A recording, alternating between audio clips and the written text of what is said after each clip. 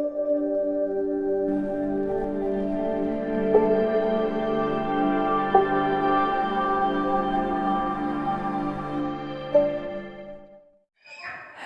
दोस्तों, आज मैं एक पिता की हार्ट टचिंग स्टोरी आप लोगों से शेयर करूंगा।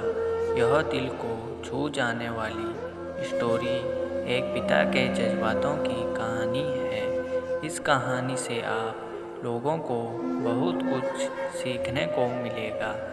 इस कहानी को लिखने का मेरा एक ही मतलब था कि मैं पिता की भावनाओं को आप लोगों के साथ बहुत ही सुंदर स्टोरी में पिरोकर आप लोगों से शेयर करूं। आपने माँ के बारे में तो बहुत सुना होगा, बहुत जगह पढ़ा भी होगा। माँ के लिए अच्छी अच्छी हिंदी कहानियाँ लिखी गई है, लेकिन पिता के बारे में बहुत कम ही लिखा गया है। तो दोस्तों, यह हार्ट टचिंग स्टोरी उन फादर्स को समर्पित है जो अपने परिवार के लिए जी जान से काम करते हैं, खुद की इच्छाओं को मारकर अपने बच्चों के सपनों को पूरा करते हैं। यह स्टोरी शुरू होती है जब मैं घर से गुस्से में बड़बड़ाते हुए निकल आया था और बस स्टैंड की तरफ आगे बढ़ने लगा। मैं मन ही मन बड़बड़ा रहा था, पता नहीं कितने पैसे छुपा के रखे हैं, लेकिन मेरे लिए एक बाइक नहीं ले सकते। अब मैं यहाँ से चला जाऊँगा और तब तक वापस नहीं आऊँगा जब तक मैं खुद के पैसों से बाइक नहीं खरीद लेता। इतना सोच ही रहा था तब मेरे पैर में मुझे कुछ चुभने का एहसास हुआ। नीचे देखा तो समझ आया कि जल्दबाजी में पापा के जूते पहन आया हूँ। उन जूतों में कील उभरी हुई थी जो मेरे पैर में बार बार घाव किए जा रही थी, लेकिन उस समय गुस्सा अधिक था तो मैं बड़बड़ाते हुए आगे बढ़ गया। एकाएक मुझे याद आया कि मैं पापा का पर्स भी साथ ले आया हूँ। मेरे खुराफाती दिमाग में एक ख्याल आया, क्यों ना आज पापा का पर्स चेक किया जाए, जिसे आज तक उन्होंने किसी को हाथ तक नहीं लगाने दिया था। पता नहीं कौन सा खजाना छुपा है इस पर्स में जो किसी को हाथ नहीं लगाने देते थे। जब मैंने पापा का वह पुराना पर्स खोलकर देखा तो उसमें पैसे तो नहीं मिले, लेकिन पैसों की वजह पर एक डायरी रखी हुई थी। तब मैंने सोचा, ओह, तो यहाँ खजाना छुपा रखा है। मैं समझ रहा था कि यहाँ पापा ने लिखा होगा कि किससे कितने पैसे लेने हैं और किसको कितने पैसे दिए हैं, लेकिन मैं गलत था।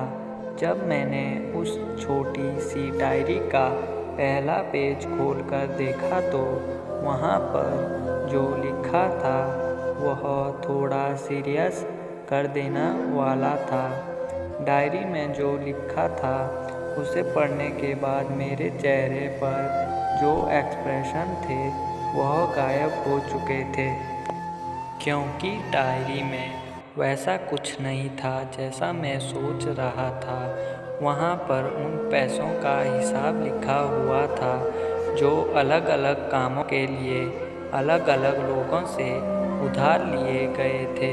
उस लिस्ट में कंप्यूटर के नाम पर भी पैसे लिए गए थे।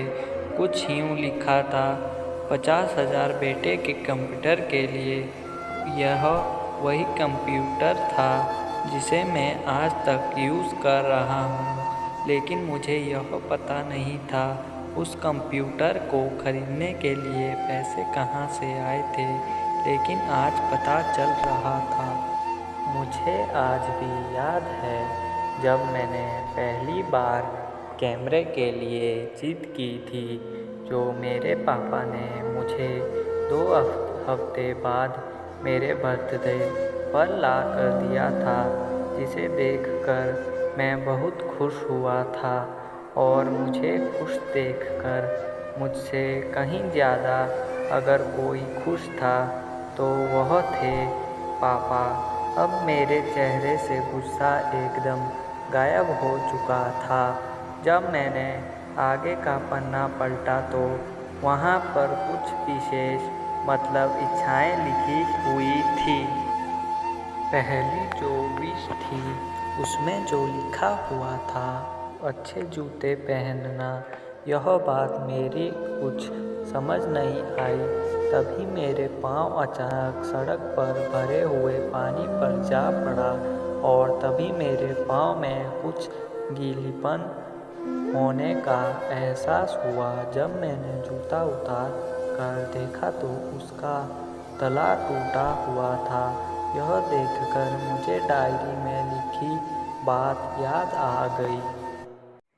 तभी मुझे माँ पापा की कई बातें भी याद आ रही थी कि कैसे माँ जब कहा करती थी पापा से, अब तो जूते पुराने हो गए, नए ले लीजिए, तो पापा अक्सर यह कहकर टाल दिया करते थे, जूते अभी और चलेंगे, अभी कुछ दिन पहले तो लिए थे। मुझे आज समझ आ रहा था कि कितने दिन और चलेंगे। साथ ही साथ यह भी समझ आ रहा था कि पापा पर्स को क्यों छुपा कर रखते थे।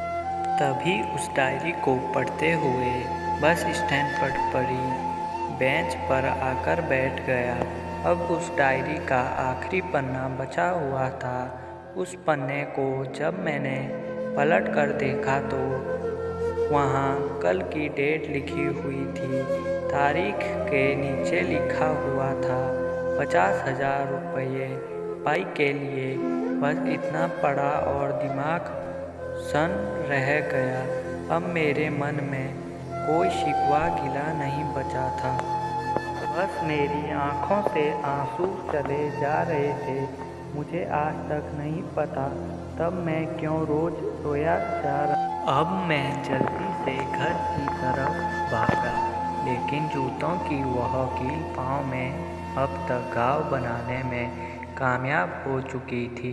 मैंने जूतों को रास्ते में ही निकाल कर फेंक दिया और भागते लड़खड़ाते हुए घर जा पहुंचा। लेकिन पापा घर पर नहीं थे। मैं समझ गया वह कहाँ थे।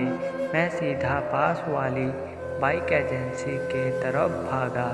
पता नहीं आज कहाँ से इतनी ताकत आ गई थी कि मैं भागते हुए थक नहीं, और वह भी बिना जूतों के नंगे पैर। जैसे तैसे मैं बाइक एजेंसी पर पहुंचा। पापा वहीं थे। मैंने पापा को दौड़कर गले लगा लिया और मेरी आंखों से आंसू रुकने का नाम ही नहीं ले रहे थे। पापा को समझ नहीं पा रहे थे आखिर हो क्या रहा है, मैं क्यों रो रहा हूँ। मैंने पापा से कहा, पापा मुझे मोटरसाइकिल नहीं चाहिए, आप अपने लिए जूते ले लीजिए। अब आज से मैं जो भी करूँगा अपनी मेहनत से अपने बलबूते पर को करूँ। दोस्तों, बस इतनी सी थी ये कहानी। यह हार्ट टचिंग स्टोरी लिखते हुए आज मेरी भी आंखें नम हुई है। मैं आज आपसे कहना चाहूँगा, ठीक ऐसे ही होते हैं हमारे पिता। हम अक्सर देखते हैं कि हम अपनी माँ से हर बात शेयर करते हैं और माँ भी इसके बदले हमें बहुत प्यार देती है।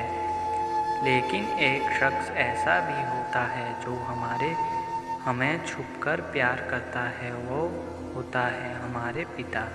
यह परिवार में एकमात्र व्यक्ति होता है। अगर आपको कहानी अच्छी लगी है तो प्लीज़ मेरे चैनल को सब्सक्राइब और वीडियो को लाइक और शेयर ज़रूर करें। मेरा सपोर्ट करो दोस्तों, ताकि मैं आपके लिए ऐसी ही कहानियाँ लाता रहूँगा। वीडियो देखने के लिए आप